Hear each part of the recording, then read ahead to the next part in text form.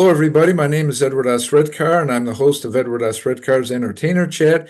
And today I have the awesome pleasure of talking with none other than Erin Carare. And welcome to the show, Erin. And how are you doing today?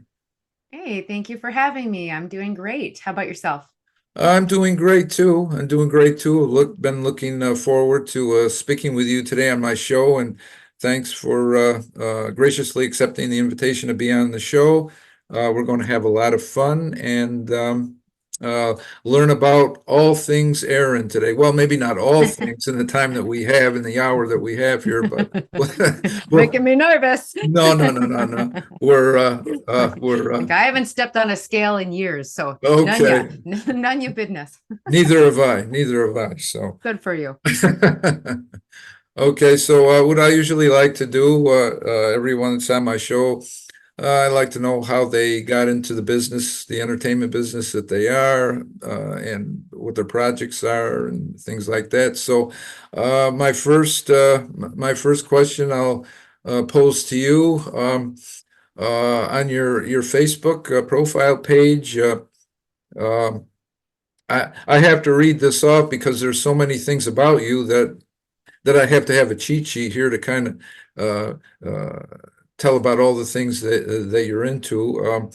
You mentioned on your Facebook profile page that you're a singer, an actor, a writer, a director, a producer, lover, dreamer, seer, sister, daughter, and a friend. And so, with respect to your professional performing career, as far as singer, actor, writer, director, producer goes, um, how did you become interested in each one of those, or did it sort of like happen all at once? And Hmm. yeah, how did you get into all of that? Well, I like to call myself a Renaissance woman because it's true, I do multiple things.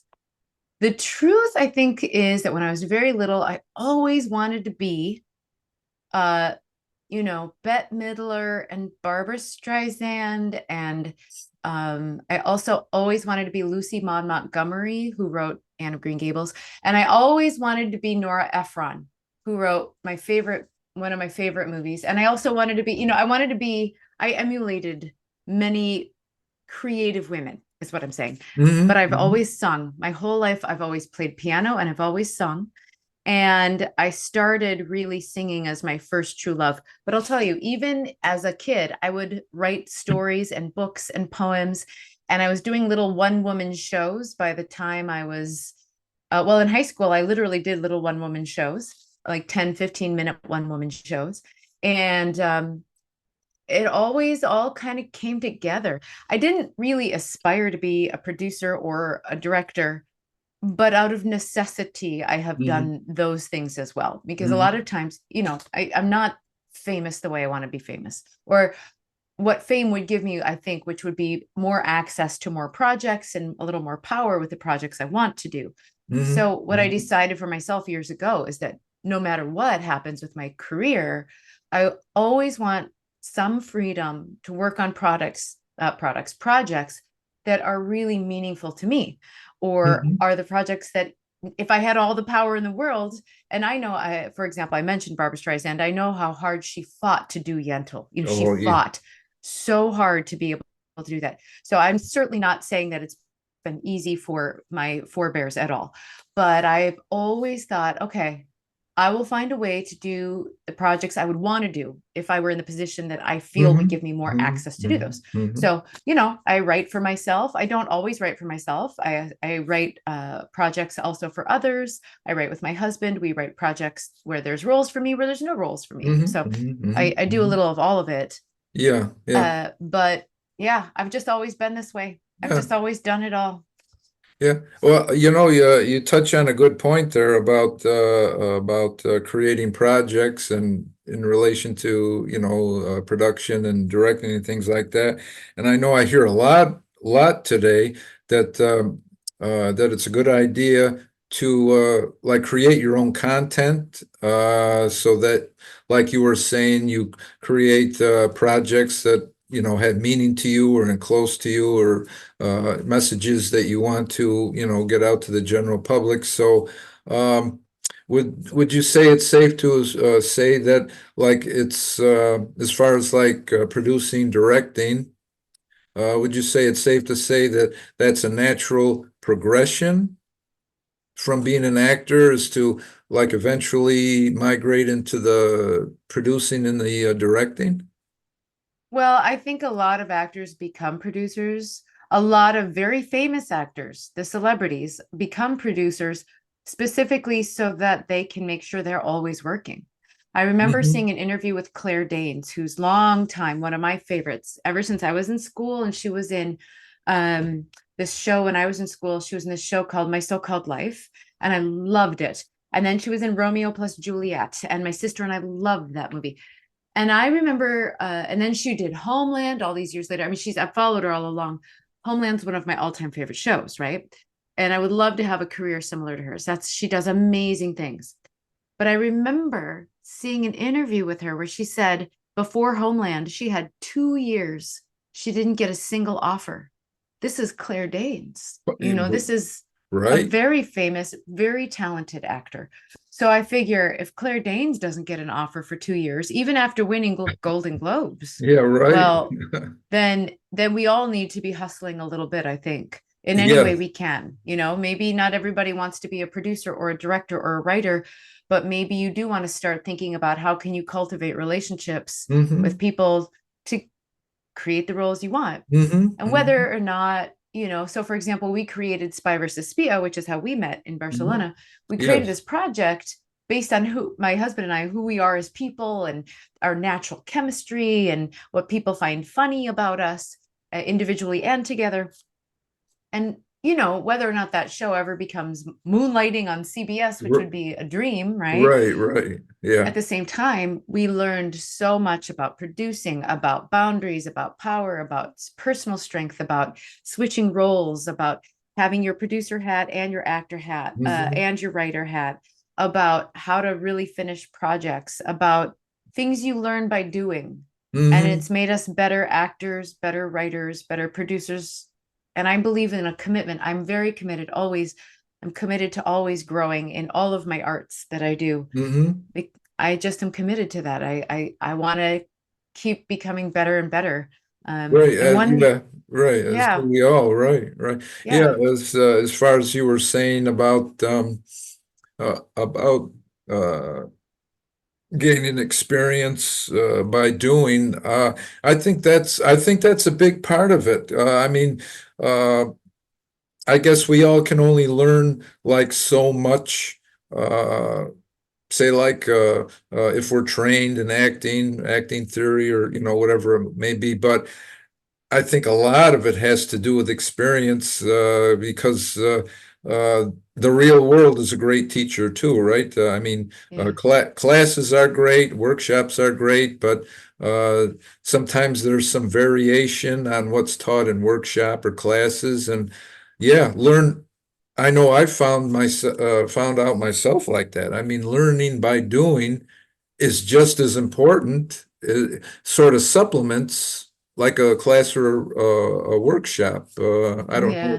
if your thoughts are the same way on that. I think so. I have, well, there's so much to say there and unpack because I've had amazing acting classes and I've also had demoralizing acting teachers.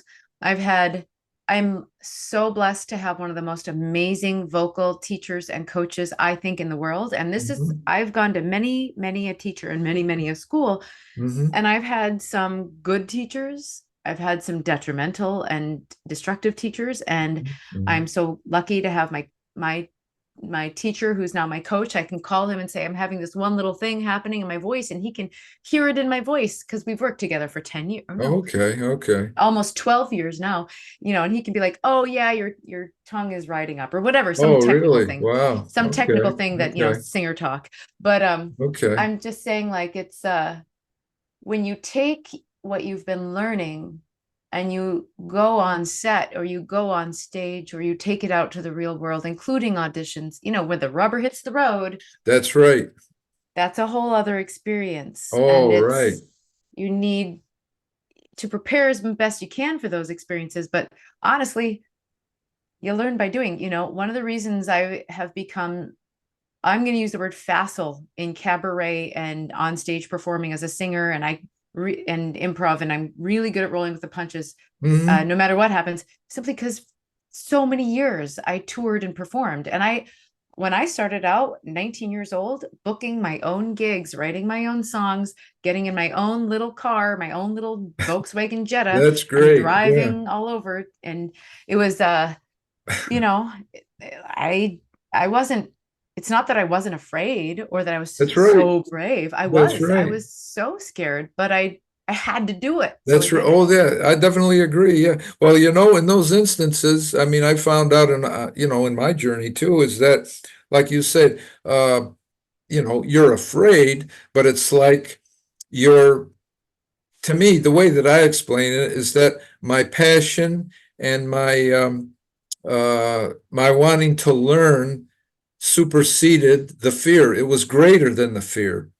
And Yes. that's Yes. what kept me, propelling me. And it's like, well, yeah, I mean, I wouldn't, it's like, well, sure, you wouldn't be human if you weren't scared. That's just a normal human emotion. But when that passion and that love and that drive overtake it, then it's like fear takes a back seat.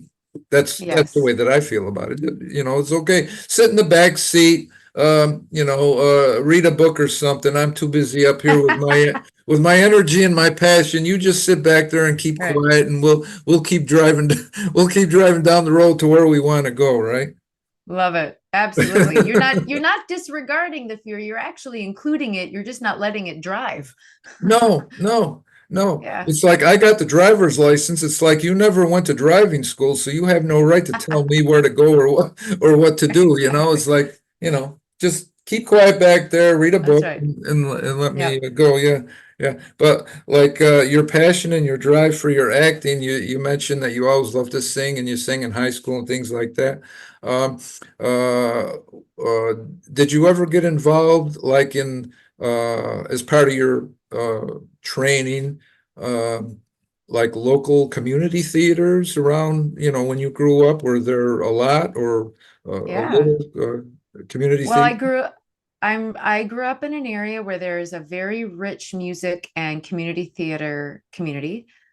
I'm not saying it was the best training, because community theater acting, there's movies that make fun of this. I mean, it's wonderful. And I think it's probably changed a lot now since the globalization of the world Oh, and the yeah, internet. yeah, yeah. People have much more access to different acting, and acting styles change too. But what was particularly rich in the area I grew up in was music. Hmm. And very there in my hometown, I grew up in a small town called Sauk Rapids, Minnesota. It's on the Mississippi River. Across Okay, the river is St. Cloud, Minnesota. There's a number of other small little towns okay, that make up an area of maybe 150,000 altogether. My small little town is like 10,000 when I grew up, okay. but maybe it was even less, 6,000 when I was very little. Anyway, however, because music is such an important thing in Minnesota, Hmm. particularly choral music, but all kinds of music.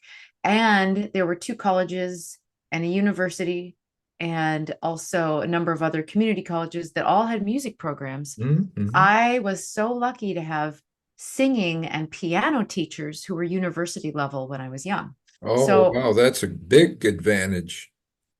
yes, and in terms of as a classical musician, I was very blessed. To learn to belt and sing pop, I had to go back and relearn how to do that because my teachers didn't know how to teach me how to switch. And that's okay. They were classical people. It's totally fine.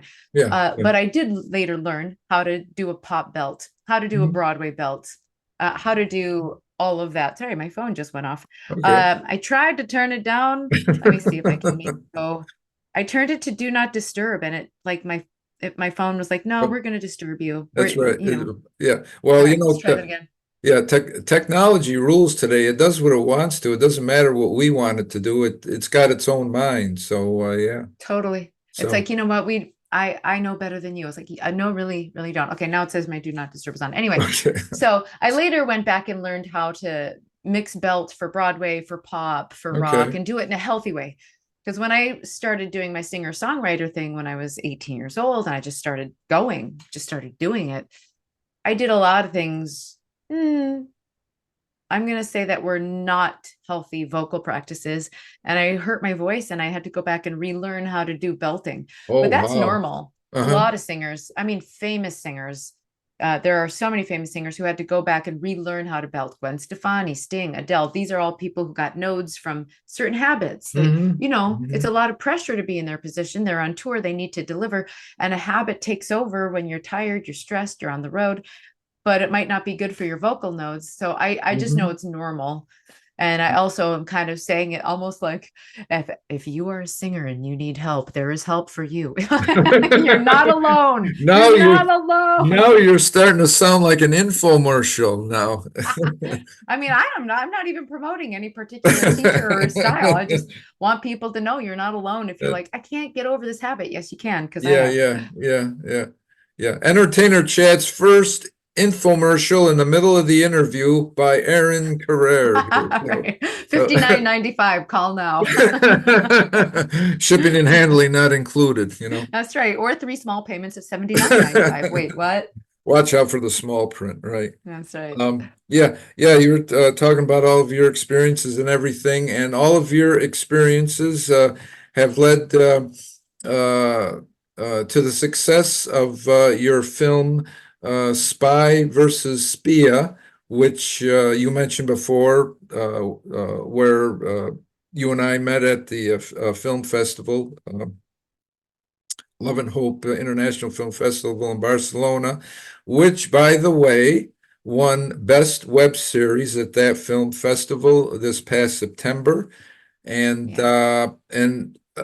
it's like along with so many other film festival awards, and kudos and congratulations to all of you, your husband, all the group of people that took part in it to make it such a success. And um, I remember in a Facebook post that I seen of yours that um, Spy versus Spia is something that you always wanted to do. And you, in that post, you thanked all of the Kickstarters for making it possible.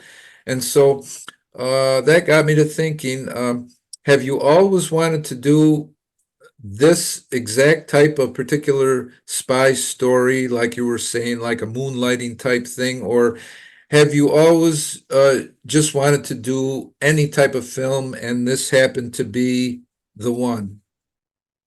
Um, I've always wanted to do specifically a screwball comedy. Like It Happened One Night, Moonlighting, When Harry Met Sally. The rom-com screwball arena is as an actor what I've always wanted to do. That said, I've done a lot of other kinds of productions, drama or comedy. The thing about me is that I'm intense, right? Now, I don't think I'm intense. I think I'm just Erin, a girl from Sauk Rapids, Minnesota. But apparently I'm intense. And that's comedy and or drama gold, though, because it's like there's a natural, it's like I get compared sometimes to Christine Baranski, which I love because she's got sort of a natural intensity. We look a little Yes, similar, especially yes. if I have red hair. I get compared to her a lot. Well, or Mary Lou Henner, or yeah, but who Oh, is yes, the another wonderful great, yeah, comparison. the great ones. Hmm. Yeah, Mary Lou, and oh, yeah, yeah, Yeah, I get compared to those. Well, there are others too, but sometimes Frances McDormand, which I love. She's one of my yeah, all-time favorites. yeah. But these are all women who have a certain self-possession Uh-huh, and intensity. And uh-huh. so I like that. I mean, I like the self-possession part a lot. Yeah, So for me, Spy versus Spia, Carlo and I, in real life, we don't fight. Not really. I mean, we've been together over 11 years now, and we're not combative. But okay. we were in an acting class together years ago, Uh-huh. and we did a scene from The Taming of the Shrew, Shakespeare's The Taming of the Shrew. And I understand that's a complicated play with some controversial aspects. However, it has one of the best battle of the sexes, which I don't know if that's so in style anymore either, but one of the best battle of the sexes meet cutes ever in that act two, scene one. And when the two of them meet, and it's so antagonistic, but they're so attracted to each other. And when we did it in this acting class, people kind of lost their minds, like, oh my God, you guys got to do something like this. Oh, So okay.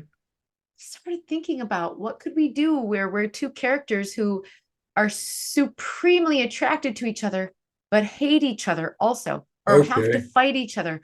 What would that be? Because, there is chemistry there. Right, And right, right. one of the number one pieces of feedback I've even heard on Spy versus Spia, I don't mean to boast, but is that people are always like, wow, the chemistry between you two. And like as people, we trust each other 1,000% thoroughly to the Oh, ends of the earth. you have So, to. right. So we can, yeah, just to be married, let alone Mhm. work with your partner, let alone make a movie with them. Um, but it was, I thought about what could we do? And we started brainstorming based on who we are as people, our life experiences. So Uh-huh. Carlo really in his life was a real captain of the Carabinieri, which is the Italian National Police Force, similar to the FBI. Oh, And okay. so, Okay. and that was before he became an actor and a writer. In his 20s, he did that. And so, in that capacity, he really did he was stationed with NATO peacekeepers. He was Oh, all over the wow. world because he spoke English, so he often liaisoned with the US Army. Okay. Okay. He also investigated mafia, domestic terrorism, so he's got this whole amazing life experience. I, in my life, really did study opera and languages and travel the world as a singer. Um, and we just started thinking, how would these people meet? And that's how we thought, well, if they were international spies, but they were rivals Oh, because okay. for some reason they knew each other and they had all kinds of history in which they really rubbed up against each other the wrong way, but Okay. maybe also the right way. It's Uh, yeah. and I've always loved moonlighting, and I've Oh. always loved, like It Happened One Night or Mm-hmm. any of the Katharine Hepburn, Spencer Tracy movies. I grew up Mm-hmm. watching the classic movies, Mm-hmm. and Mm-hmm. I love that kind of movie. I don't know that we solve any problems with Battle of the Gender movies, but I think that we explore things that Yeah. are Yeah. still pertinent to today, Yeah. Well, just in different ways. yeah. Well, you get people's minds thinking, right? Instead of uh, like other possibilities or outside the box, right? You present the subject and you just lay it out there, and it's like, well, take it for what it is and for what you think about it. And if you get an idea out of what we do, run with it like that. So Right. it's good, thought provoking. No, you were saying that a lot of people compare you like with Mary Lou Henner. Now that you mention it, I could very well see you doing like that role of Mary Lou Henner. I mean, uh, uh, uh, you were now that you mention it, you remind me of her. I mean, your physical facial features and I don't know. I think like even your voice, it's sort of like in the same like range. So I don't know. I think you would make a very good second Mary Lou Henner on Taxi if there was like a Right. A like a reboot. yeah, like a Taxi 2, what do they say? Version 2.0. So you Uh-huh. Taxi 2.0. Okay, 2.0. well, you heard it here, folks. That's right. That's right. I'm putting it out there. So anybody that wants Love it. to start a Taxi 2.0 with a Mary Lou Henner actress just as talented and also reminds you of her and looks like Thank her. you. She's the one right there. So yeah, you heard it Yeah, first here. So we'll put it out there thank you. for all history. This is permanent out there on the airwaves. So never to be erased, never to be Boom. erased. Hopefully, That's right. well, I won't erase it. I know that much. I won't erase it, but Awesome. yeah, but and like besides your acting, we were talking about this before we started the interview that you perform. singing gigs, you do opera, country, and a whole host of other things, uh, including that one post that you had that we were just talking about at a restaurant where you were singing at a restaurant. So, how often do you perform? And well, I was going to ask you what type of music that you sing, but since we've been covering that, I'll just kind of change the question a little bit. Do you sing like an equal amount of all the different uh, uh, types of music that you sing, or is it more than another, or Okay. how does it all shape out?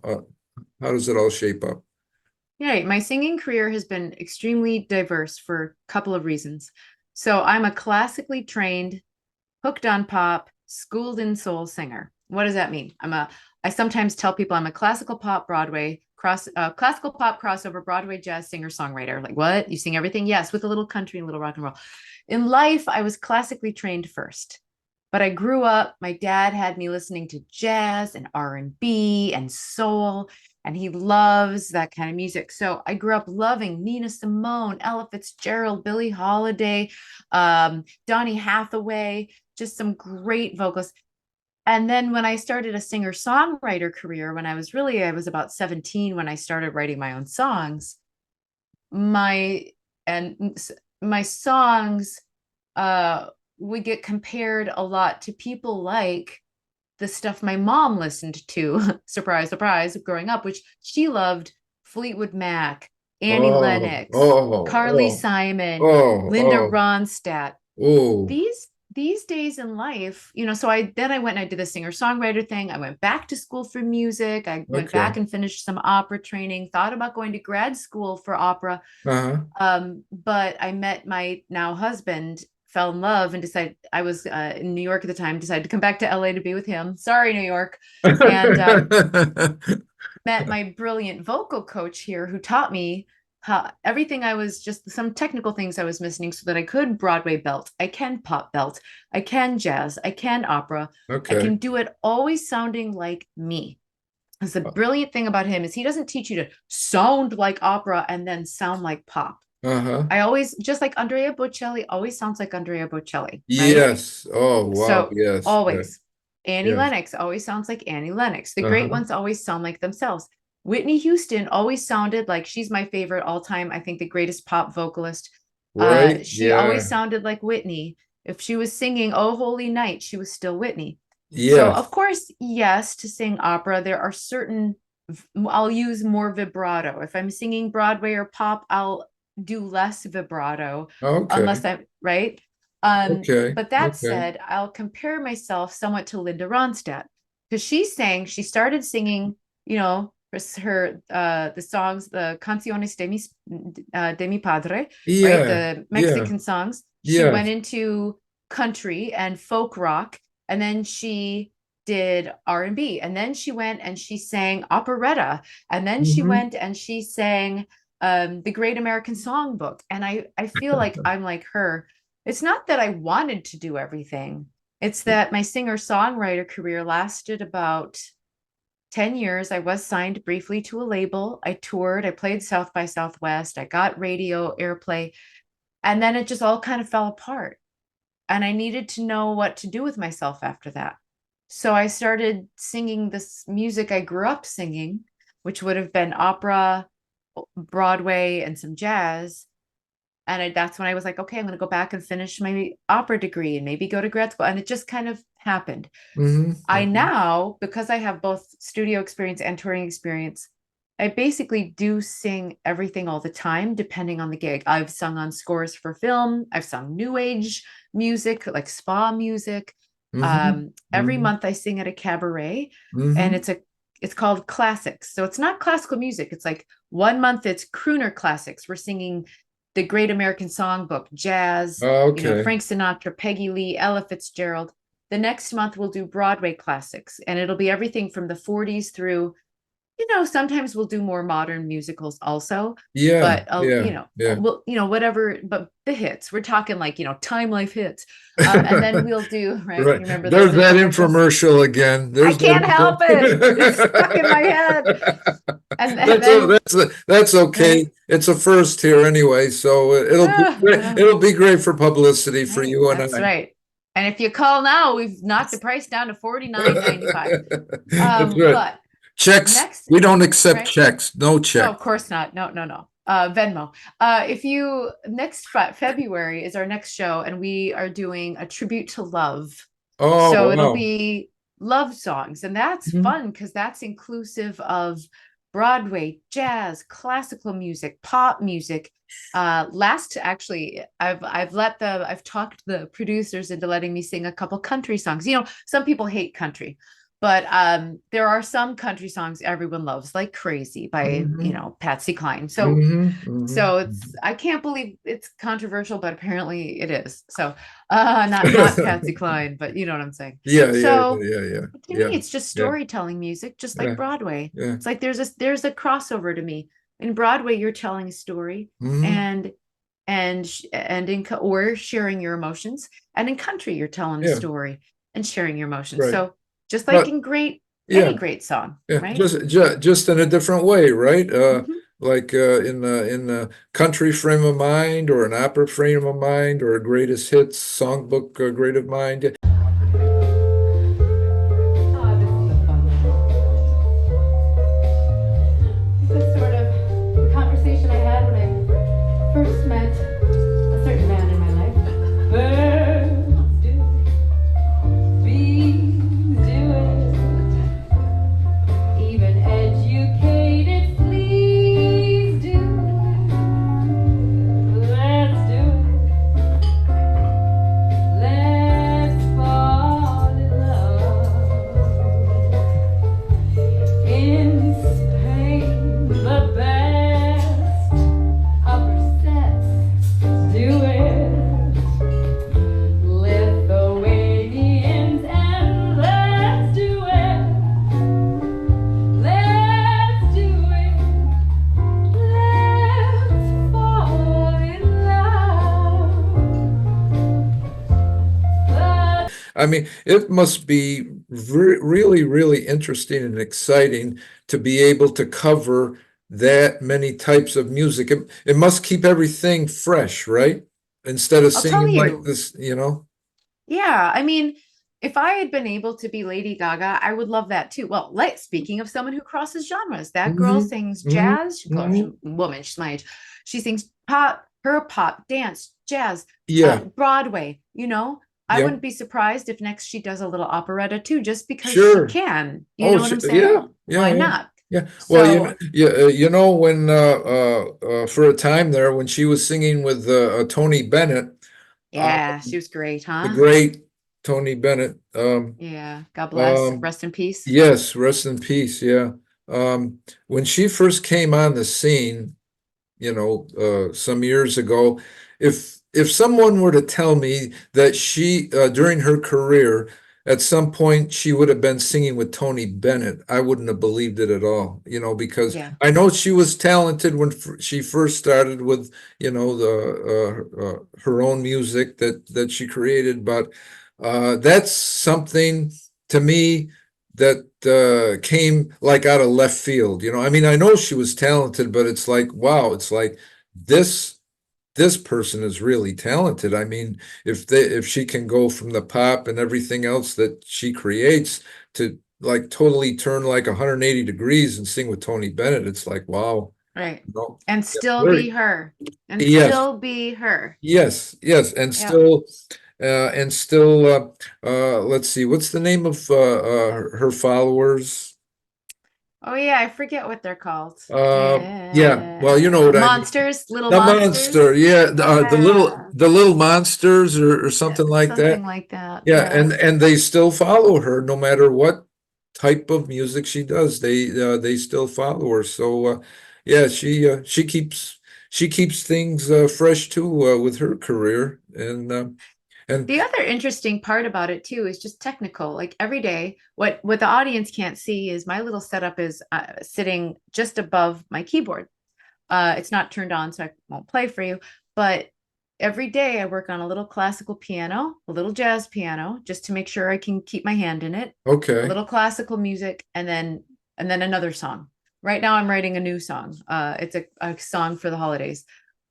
But when you keep your hand in the in that as a training mechanism, it helps your musicianship be more precise. And the beauty Hmm. of precise musicianship is character and emotion. So that when you're singing a song, like for example, a song I've sung my whole life is La Vie en Rose. I know that song backwards and forwards. I know it like people know Happy Birthday. Yes. Or I've also, there's like probably 30 songs like that for me. I've sung my whole life. It's What a Wonderful World, Somewhere of the Rainbow, The Habanera from Carmen, O Mio Babino Caro from Johnny Schicchi by Puccini. Like there's Ooh, songs that I've sung my whole yeah. life. I wish I could roll my R's like that.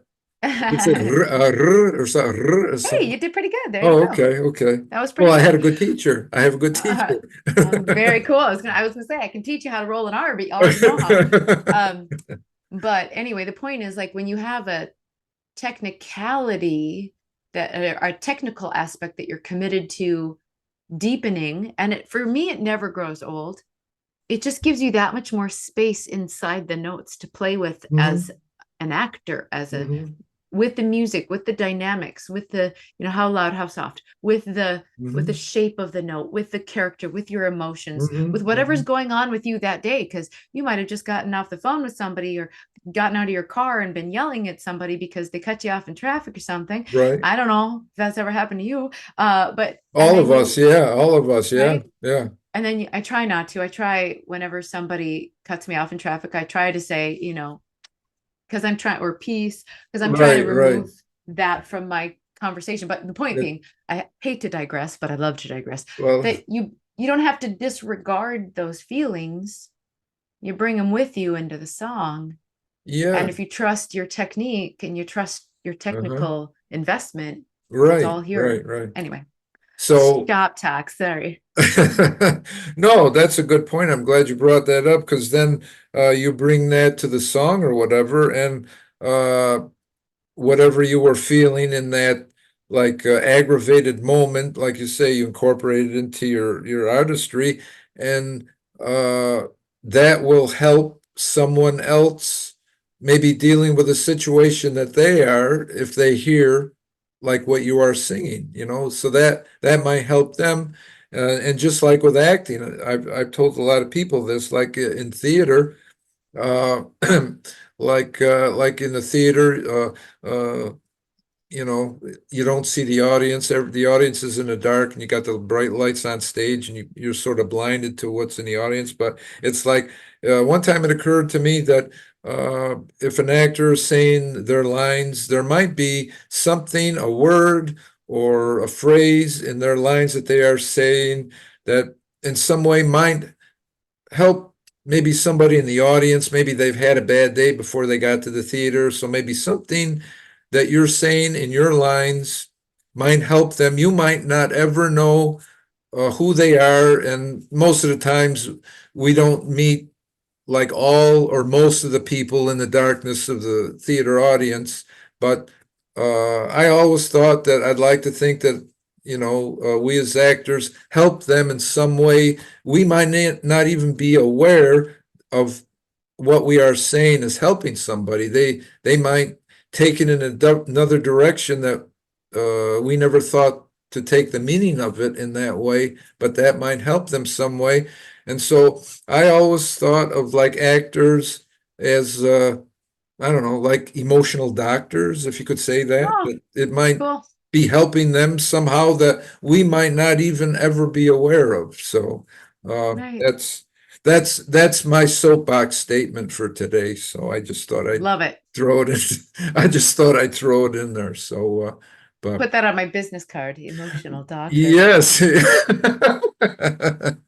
That's right. Uh, uh, EMD, right? Emotional doctor, like a DPS, Doctor of Dental Which, Sciences, yeah, yeah. EMD, emotion, DEM, DEM is also known as demented. No, I'm just what? kidding. No, not at all, actually. But I have a really funny little aside about that, actors and doctors, because my sister, when she had her baby, I went into the delivery room with her here in Los Angeles at Cedar Sinai, which is literally 2 blocks from my house. So now you all know where I live.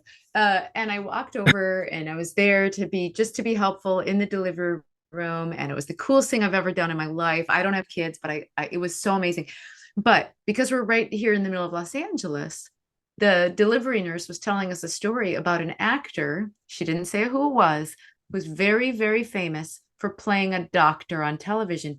And she said he showed up in his scrubs and he said, I don't really actually even need any of you here, but thanks for helping. He really believed that because he had researched playing a doctor and he had played a doctor on TV for so long that he could have delivered the baby himself.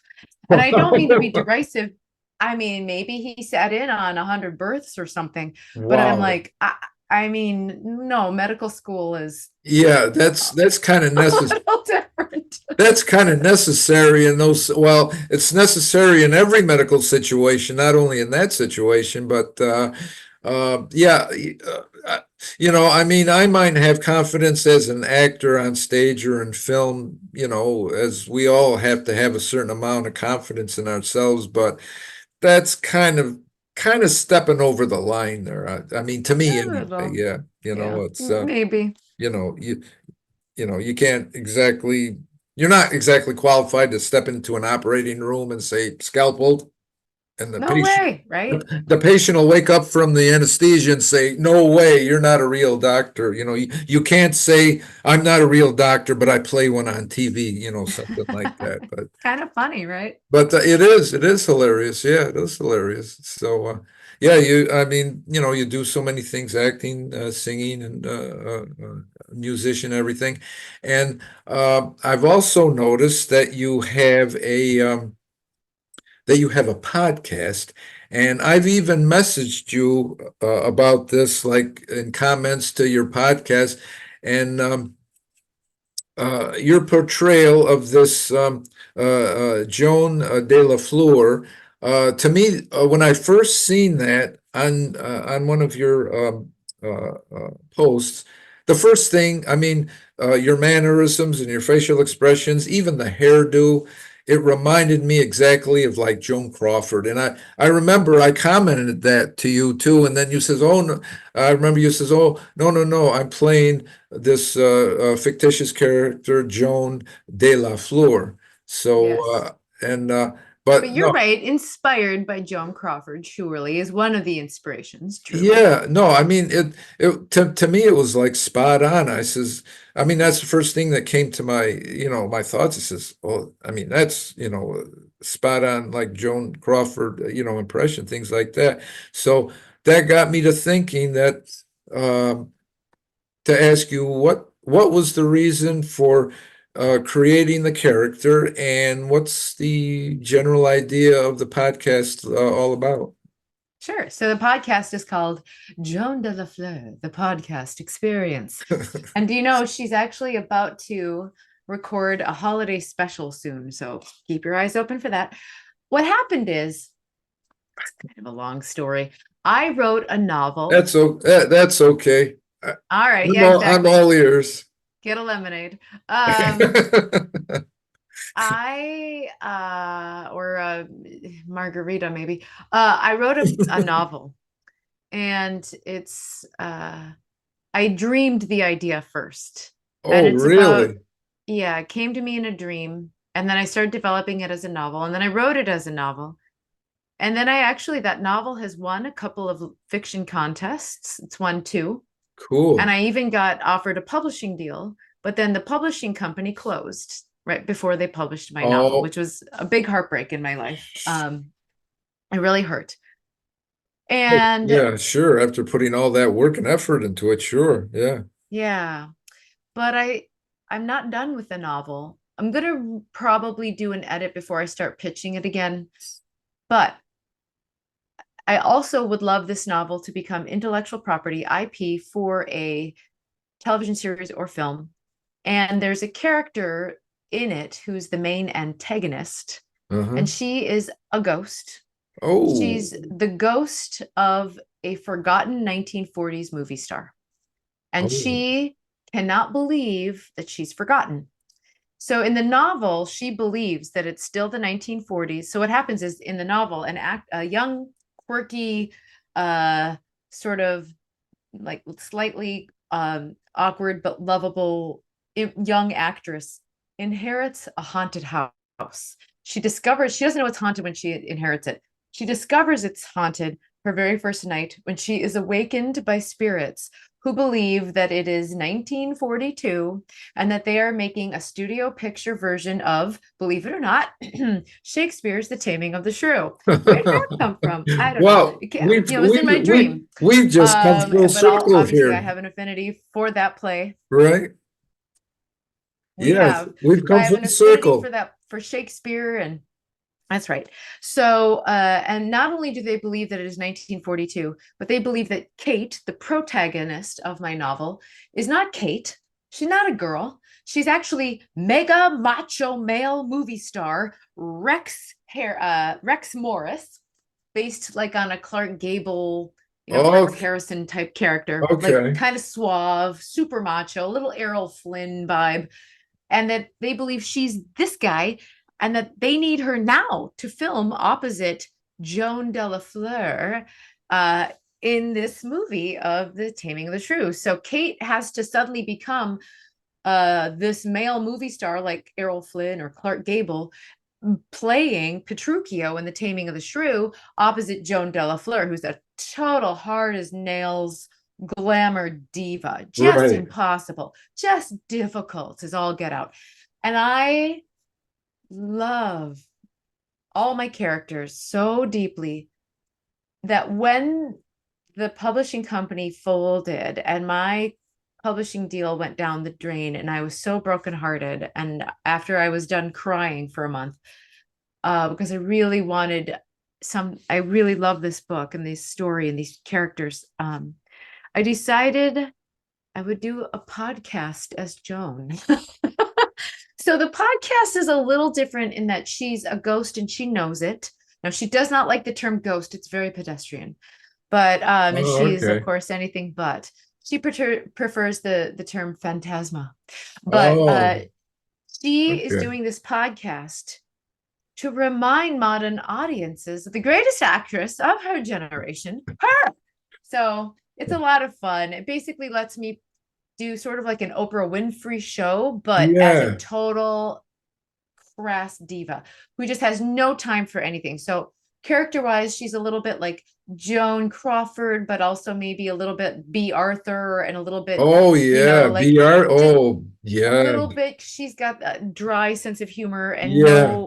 no time for tomfoolery unless it's her Right. tomfoolery. So it's very fun. I love this character. I've learned a lot from her, and she's a lot of fun to play. And I get to use a transatlantic accent. So what's not to There you love? go. That's right. Do you ever have plans maybe to make it into a screenplay maybe someday? I do. I'm working on a script version slowly. I've been Okay. very busy with a few other projects. And Uh-huh. like I said, I had to grieve a little bit what happened with the book. But Oh, yeah. Yeah. in the Yeah. meantime, I'm doing the podcast, and she has a small but loyal fan base. And well, I think she'll Hey, grow. We'll it can see. grow. It can grow, yeah.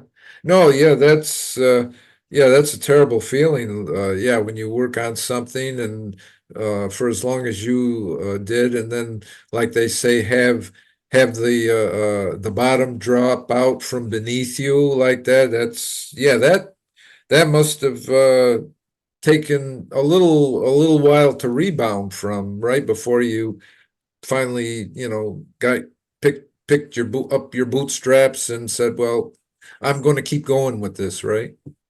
Yeah. I mean, it's not the first time. I'll be honest. Most of my career has been more of that than success, more Yeah, heartbreaks and bottoms dropping out than success. yeah. But this was a special project for me. So Oh yeah, it really yeah, hurt. yeah. I think like maybe most people don't realize. Maybe people that aren't in entertainment that, and I've learned this along the way too. When I was first coming up, and you get advice and things about acting career, and it's like uh, a lot of people probably think that it's like all about acting, whatever you're in, like a film or a theater or whatever you happen to be involved in. But it's like really 90% of it is not acting, right? I mean, it's all the other Right. things that are, like they say, behind the scenes stuff, like managing your career and like we do, film festivals, meeting friends and distributing your idea out there and things like that. And yeah, I mean, that's what I found out myself, is probably you have too, that most of the time isn't it about, maybe about that much is like on film. Well, we spend a lot of time either on film or on the stage, but I mean in the whole world of performing, it's like it might be compared to about that much of acting, and like that much of administration and everything else what we do. But that's Absolutely. yeah, that was my take on it. So, or or like the archaeologists or whatever, they show the timeline of history about how long humans have been around in the whole scope of time in the world. It's like humans like that, the rest of time like that. So I always kind of liken acting to that. So, but it's fun, and we keep doing it. We keep enjoying it. So if we didn't love it, we wouldn't be doing what we're doing today, right? True. Yeah, yeah. Hello, darlings. Hello. Jingle bells and joy to the world to you. It's the holiday special. Yes, you're listening or watching Joan Delafleur's Winter Wonderland holiday special on Joan Delafleur, the podcast experience. Yes, Christmas time, Hanukkah, Yuletide. Perhaps it's time to break up with that boyfriend or agent who gave you a cheap gift time. You do you, darlings. That's my favorite phrase of the last 3 years that I'm sure is out of style, but flim flam floy sauce. And that's what I have to say to phrases that are out of style. I get to use them all after all. I'm a phantasma. And it's the holidays. So have a little holiday spirit in you, darlings. So besides your podcast, I also noticed that you also have a radio talk show that's Mm-hmm. on the internet called 12radio.com, and that you talk about a variety of personal issues that people deal with on a daily basis. So, like when we first started the show, and I described all the things that you describe about yourself in that Facebook profile page, singer, actor, writer, director, producer. But then the last part of it was lover, dreamer, seer, sister, daughter, and friend. So I was just wondering, those qualities about you, do you utilize a lot of those personal qualities of yours when you discuss different topics on that radio show? Yes, I do. You know what happened is when my music career, my singer-songwriter career sort of fell apart, and I was really brokenhearted. And at the same time, I broke up with a boyfriend previous to my husband, and I was telling people about my love life, and I was brokenhearted, but they would laugh because it was funny. I mean, it was, I was so dramatic, but they thought there were things people would just laugh at naturally. But at the same time, I was getting life coaching certification because I needed to do something with my life that would support my life in the arts. And the confluence of these events showed me that I could deconstruct my thinking process and ways that I thought the world was supposed to work, but didn't necessarily work. And we all have this. We all have what we think about the way the world is supposed to work. And often when the world doesn't work that way, it hurts us, or we resist, or we get negative, or we fight back, all kinds of, it's normal. It's called humanity. But I somehow deconstructed for myself my mind's idea of the way the world works and the ways that that got me into trouble, especially with relationships to start, but also with my dreams and my career. And I started learning about wisdom, I guess is what I'll call it. I don't ascribe to any particular church or wisdom group. I'm just very deeply, I mean, I've studied everything from life coaching to Nietzsche to various religious Hmm. philosophies. Not saying I'm an expert, except that Hmm. I've endeavored my whole life to understand more deeply the human experience. Same thing when you're an actor. That's one thing you're studying is human behavior. So you Right, learn as an right. actor how to trigger your feelings on purpose, Hmm. but you can use that to reverse engineer. How often are you in your life and you're triggered into feelings like in traffic, for example, without seemingly without your control? If you understand the mechanisms as an actor to trigger them, you Uh-huh. can reverse Uh-huh. engineer it so that, so for example, in order for me to get out of having crazy relationships, because I only had crazy relationships before Carlo, and get into a really nice, healthy relationship with a really nice, healthy man, I had to change myself because I only wanted crazy relationships until they just became too toxic and too much. Hmm. And then I grew out of it, but I also grew out of it on purpose. Hmm. So this is a long way to say that on my radio show on One Two Radio, I talk a lot about love. I talk a lot about dreams and goals and what we want in life. And I talk a lot about things I think people try to hide from the world more and more with social media, which is heartache and heartbreak Oh, and yeah. pain. Hmm. And when things don't go your way, when a relationship doesn't go your way, when a conversation doesn't go your way, when you're struggling with something.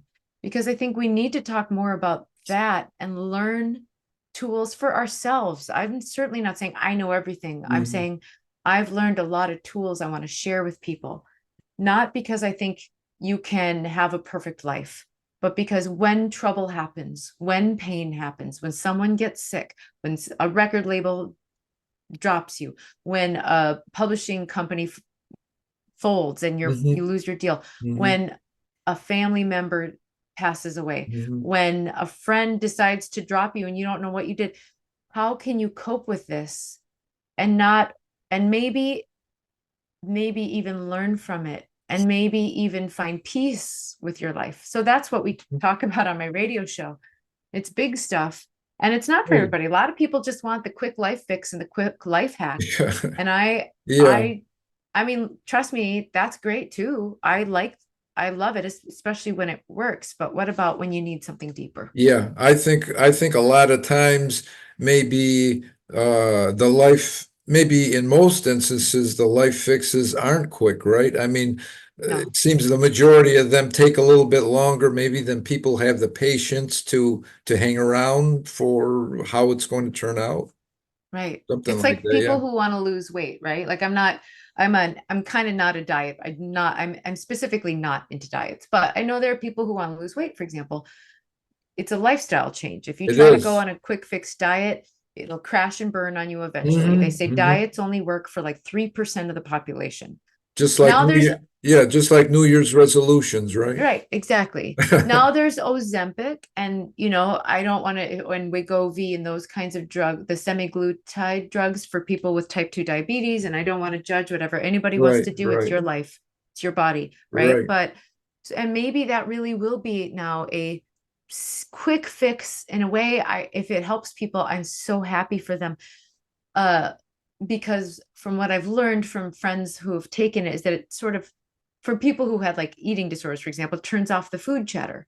But I don't know. We'll see long term if there's not negative health effects. That would be wonderful. Sure, But like sure. everything in life, if you start to rely on things, just like I had headaches for years and I relied on painkillers. I never took extreme ones, but you take so much Advil, Tylenol, you Hmm. can mess up your stomach. It's Oh like yeah.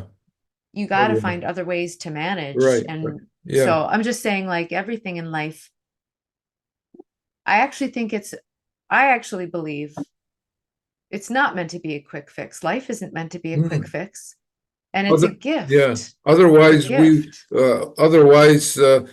we wouldn't all be around here for 80 or 90 years, right? If it was Right. supposed to be a quick fix. Right. We'd be like mosquitoes, 24 hours. That's right. That's Yeah. right. Yeah, yeah, yeah. That's enough. Trust me. That's right. That's right. For Yeah, I think like you were talking about solving problems in our life. To me, the way that I see it, I don't know if anybody else does, but somebody's you think to yourself, oh geez, I got a problem. This didn't work out, or that didn't work out the way that I want. And that kind of goes back to what you were saying, is that maybe we don't see it for the way it is. So to me, the problem starts with the fact that we think the way that we want to solve things is the way it's supposed to go. And if it doesn't go that way, oh my God, there's a problem. There wasn't a problem. It's like you created the problem, right? You thought of the solution that you wanted to follow. It's probably wasn't the right thing to do, but now all of a sudden it's a problem because things didn't go your way. Something like that, right?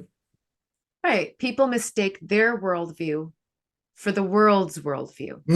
Yeah. But we're just one individual person influenced by our families, our churches, our schools, our communities, our social media, our bubble.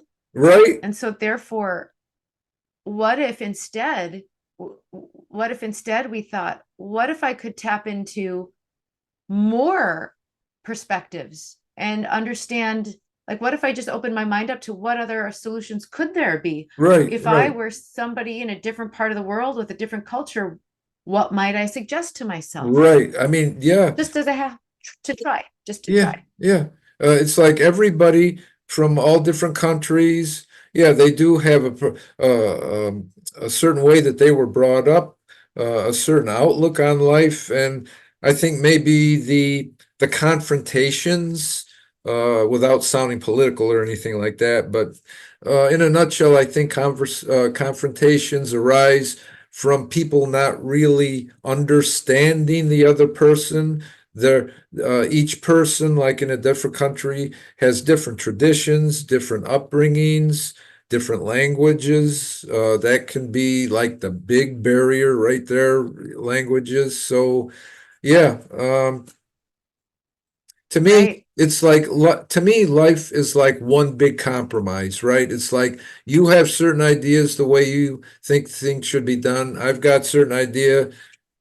Let's find a middle ground, right? To kind of work our way through, whatever Yes. situation we're in. One blessing of having toured the United States and Europe and India as a performer and as a seeker in India, but is that I have met people from all walks of life. Literally, I've performed for royalty. I have a homeless guy living in my garage right now. Oh, I've really? Wow. I've sung for Bless you. people. Bless you for that. Oh yeah, no, it's he's just living there. I didn't invite him, but Oh, I don't okay. kick him out either. Okay. He's a sweetheart. He needs help. Yeah. Anyway, it's a whole other story for a other time. Yeah, But thank yeah. you. I wish I were so wonderful. No, but I don't. I just want to be human with another human. Right, right, right. Um, but I also I've been able to meet and work with people from every political party. I've Hmm. I have sung for people who have completely different religious ideas.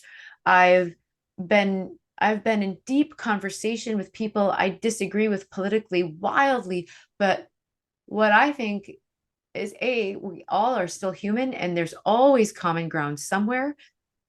And also I respect people and therefore people are open to talking with me. Like I'm curious about why people think the way they think and where our common ground is and what we can do together. I really practice for years. I practiced this and now it's my way.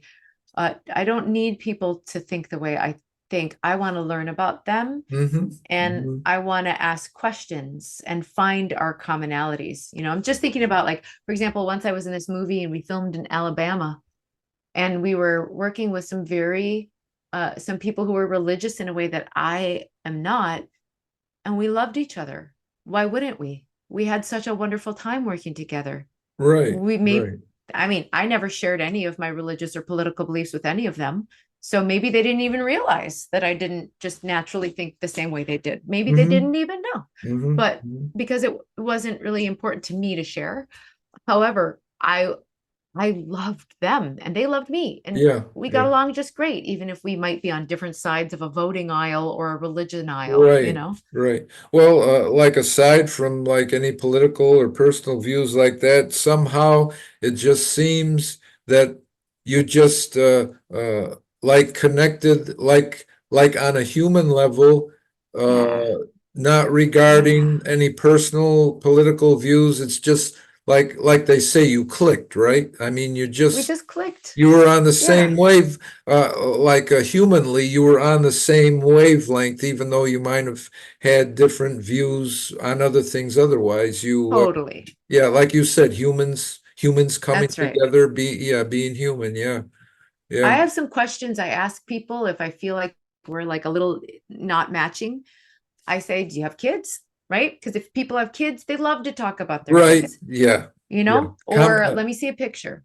Or do you like sports? Or do you like music? Because these are things like, I don't like all sports, but I love some sports. It's Right, like, well, right. what do we got in common? You That's like to right. cook? You like to eat? I That's right. like to eat. Everybody Whatever. likes to eat. I'll vouch for that. Everybody likes Right? to eat. We You can know, like so, find yeah, things. like sometimes, you might be at a party and somebody will say, it doesn't matter, man or woman. Uh, somebody will say to you, it's like, geez, they love to eat. And it's like, well, who doesn't love to eat? I mean, Right. that's It's food, kind of a necessity. Yeah. right? Yeah, like air, it's kind of a necessity. You need food, you need air, but yeah, coming to get that's a great technique that you use about asking those questions, having people come together like that. Yeah. So Yeah. I bet you've made like a lot of connections and a lot of friends that way too, right? When you find the common ground to kind of start the friendship or whatever. Yeah. Yeah. I hope so, because I guess at the end of the day, I really believe in people. Yeah, well, people are all we've got, right? On Kinda. on this rock that's racing around the sun, that's all we They, got, right? that and our fur children, That's dogs, right. cats, That's right. That's right. That's right. horses, if you're lucky, Yeah, right. snakes, if you're different. If you're so if you're so inclined, alligators, snakes, Oh, tigers. not alligators. I have an ti- irrational fear of alligators. Oh, okay. I was going to say lions, tigers, and I'm bears. okay with all of Oh those. my, right? Totally, yes. I'm totally okay with spiders. For some reason, alligators and crocodiles, I have an irrational fear, but it's totally rational. They are scary. They They are are, well, scary. yeah, just by looking to them. So, well, my advice would be, even though I've never lived there, I'd visited there, but my advice to be to you, if you don't like crocodiles, alligator, don't ever move to Florida. Don't ever move to because I've noticed signs in different places. Uh, this one place that I was in Central Florida a few years ago, um, I don't know, it was like a park or something that you could drive around. They had access roads. There were actually signs there that said, do not get out of the car, alligators present. And it's like, Oh, you don't have to tell me. I'm not even going to roll down my window on the car. that's right. I'm not going to Thank you. step, yeah. Scary. I'll keep, yeah, I'll keep breathing the stale air within my car cabin rather That's than right. even to roll down, the doors, or down the Happily. window. Yeah, yeah. Happily. Happily, yeah. Well, Erin, it's really been a pleasure talking with you today. I mean, I really look forward to talking with you on my talk show. It's such a pleasure meeting you and talking with you at the shameless plug, Love and Hope International Film Festival in Barcelona, Spain in September. It's a wonderful festival. I'm It so happy is. I met you, and it's a great festival. Yes, I'm so glad that I met you and everybody else that I made friends with there. It's a great place for people together, great venue, and they do such a marvelous job. Darwin Rena, Stephen Wilbur, Marissa, um, Marti, Rodrigo, Deborah. I could just keep naming names over and over again. They do absolutely marvelous job, and Yeah, yeah, it was a they were pleasure. great.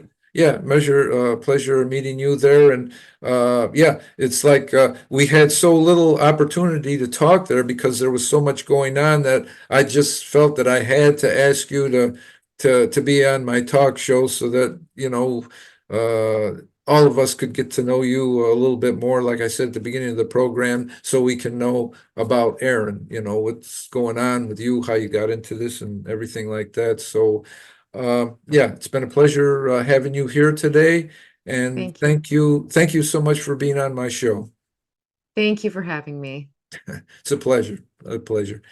Well, everyone, this is the end of another film segment of Edward S. Redcar's Entertainer Chat. I'm your host, Edward S. Redcar. Today, I've had the extreme pleasure of talking with Erin Carare, and actor, producer, director, singer, musician, seer, lover, among a lot of things, podcast host and talk show host, and go on and on and on. And pleasure having her today, and it was a pleasure having all of you listen in to my talk show today. Remember that when I upload this to my YouTube channel, be sure to like and subscribe to my YouTube channel. Make any comments on. Don't forget to leave your comments and your likes on my YouTube channel. So until the next time, I hope all of you have a good day, and we'll see you soon.